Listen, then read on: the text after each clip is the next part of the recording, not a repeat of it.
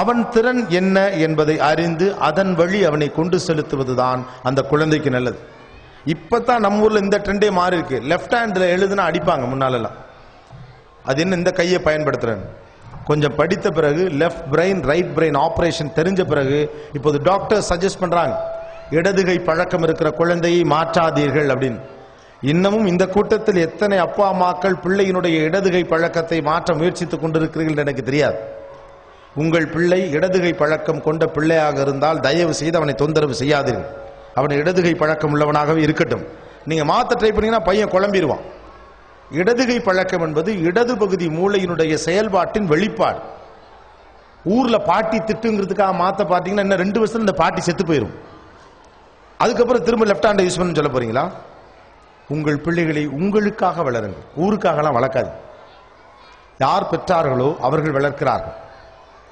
அவன் என்ன சொல்லுவான், இவன் என்ன சொல்லுவான், அந்த பிள்ளை இப்படி இருக்கு, இந்த பிள்ளை இப்படி இருக்கு. நம்ம பிள்ளைங்க ஃபர்ஸ்ட் ரேங்க் எடுக்க நம்ம ஆசைப்படுறதே பக்கத்து வீட்டுக்காரன் ஃபர்ஸ்ட் ரேங்க் எடுக்கிறதுனால தான். பக்கத்து வீட்டில் மக்கான பிள்ளை இருந்தால் நம்ம வீட்டு பிள்ளை பொழைச்சிச்சு. பக்கத்து வீட்டில் அந்த ராகவ போய மார்க் எடுத்தான், இங்கே செத்தான். உங்கள் பிள்ளையின் வெற்றி தோல்வியை அடுத்தவனின் வெற்றி தீர்மானிக்கார். உங்கள் பிள்ளை வெற்றி பெறுவதற்கும் இன்னொரு பிள்ளை தோல்வி அடைவதற்கும் தொடர்பே கிடையாது. உங்கள் பிள்ளையின் வெற்றி தான் உங்கள் வெற்றி. உங்க பையன் 400 மார்க் எடுத்தாலும் உங்களுக்கு சந்தோஷம் வர போறதில்ல 405க்கு. ஏன்னா பக்கத்து வீட்டு பையன் 401 எடுத்துட்டானே.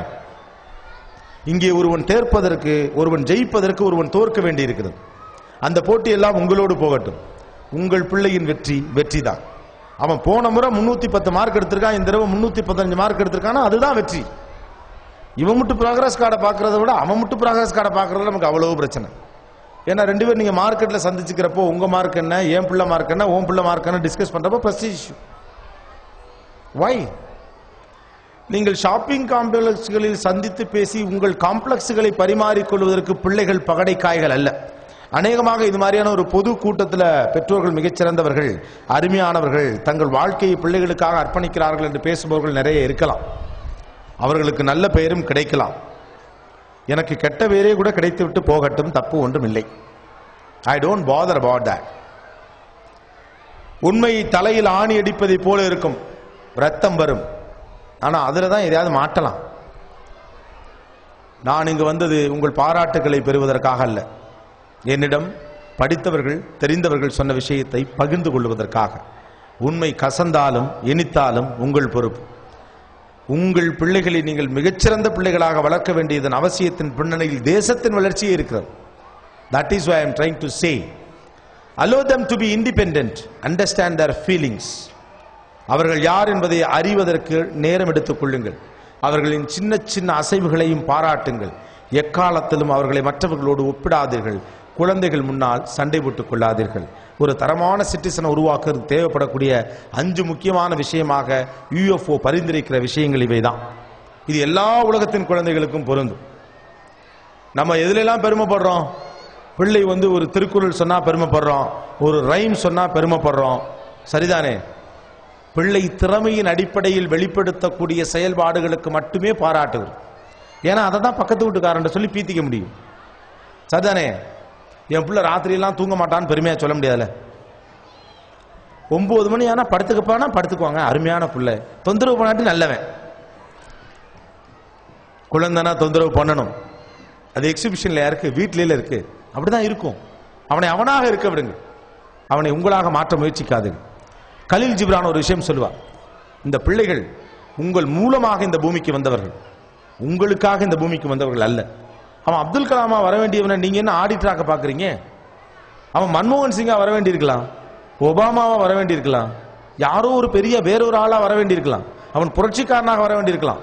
அவனை பஞ்சர் விட்டு சொல்றதுல என்ன நியாயம் இருக்கு? Allow them. அவன் வழியில் போக விட்டு பிடியுங்கள். அவன் யார் என்று அடையாளம் கண்டுகொண்டு அதன்படி போங்க. நான் ஃபுட்பால் பிளேயர் ஆகணும்னு எனக்கு பெரிய ஆசை, எங்க காலேஜ் டீம்ல இடம் கிடைக்கலன்னு 2 வயசுல கொண்டு போய் நீ ஃபுட்பால் தான் ஆடணும் சார், அவனுக்கு காலே ஃப்ளோட்டிங்கே வரமாட்டேங்குது சார், பாவம் கஷ்டப்படுறான் அப்படின்னு. அதெல்லாம் கிடையாது, எனக்கு டீம்ல இடம் கிடைக்கல, என் பிள்ளை டீம்ல ஆடியே ஆகணும். ஏன்னா நாம பெத்த குழந்தைல நம்ம சொல்றது கேட்கணும். நான் சொல்லல, கலீல் ஜிப்ரான் சொல்றார், இந்த குழந்தைகள் உங்கள் மூலமாக பூமிக்கு வந்தவர்கள், உங்களுக்காக இந்த பூமிக்கு. அவன் வேலை வேற, அவனுக்கு நிறைய வேலை இருக்கு. இந்த தேசத்தை காப்பாற்ற வேண்டியிருக்கலாம். இன்னமும் குழந்தை நம் கைக்குள் இருக்கக்கூடிய ஒரு பொருளாக பார்க்கிற மனோபாவம் நம்ம ஜீன்ல ஊறி போனதுனால இன்னும் மாறல. வைரமுத்து கூட வருத்தமாக ஒரு வரி சொல்லுவா. அமெரிக்காவில் ஒரு பிள்ளை அறிவியலாளனாக பெற்றெடுக்கப்படுகிறான். ஜப்பானில் ஒரு பிள்ளை விஞ்ஞானியாக பெற்றெடுக்கப்படுகிறான். சீனாவில் ஒரு பிள்ளை உழைப்பாளியாக பெற்றெடுக்கப்படுகிறான். இந்தியாவில் மட்டும்தான் ஒரு பிள்ளை கொல்லிக்காக பெற்றெடுக்கப்படுகிறது. நம்ம ஊர்ல பல பேர் புள்ள பெற்றுக்கிறதே அதான். கொல்லி போட ஒரு புள்ள வேணாமா, ஏன்பா இதுக்கெல்லாமாப்பா புள்ள பெற்றுக்குவீங்க, கொண்டே கொடுத்தா டம்ளர்ல கொடுத்துட்றான். சப்ப மேட்ரு. இதுக்கு இவ்வளோ கஷ்டம். ஒரு குழந்தையை தன்னுடைய வாரிசாக பார்க்கிற அதிகார மனோபாவம் நம்மிடம் இருக்கிறது. என் சொத்துக்கள் அவனுக்கு, என் உடைமை அவனுக்கு, என் கருத்தும் அவனுக்கு. அது தவறு. உங்கள் சொத்துக்கள் அவனுக்கு போகலாம், உங்கள் அதிகாரங்கள் அவனுக்கு போக வேண்டும் என்ற அவசியம் அவனுக்கு இல்லை. நீங்க டாக்டரா இருந்தா உங்க பிள்ளை டாக்டரா தான் இருக்கணுங்கிறதெல்லாம் கிடையாது. அவன் விஞ்ஞானியாக வேறு துறையில் பயணப்படலாம். அந்த பிள்ளையையும் ஒரு புத்திசாலி என்று பாராட்டுவதோடு நிறுத்தாமல் ஒரு புத்திசாலி எப்படி நடத்த வேண்டுமோ அப்படி நடத்துங்கள். அது ரொம்ப முக்கியம். நான் நிறைய உங்களுடைய வழக்கமான புரிதலுக்கு அப்பாற்பட்ட மேபி உங்களுக்கு கோபம் வரக்கூடிய சில விஷயங்களை கூட சொல்லியிருக்கலாம். அதுவும் கூட நானும் உங்கள் பிள்ளை என்ற உரிமையோடு சொன்னதுதான். நன்றி, வணக்கம்.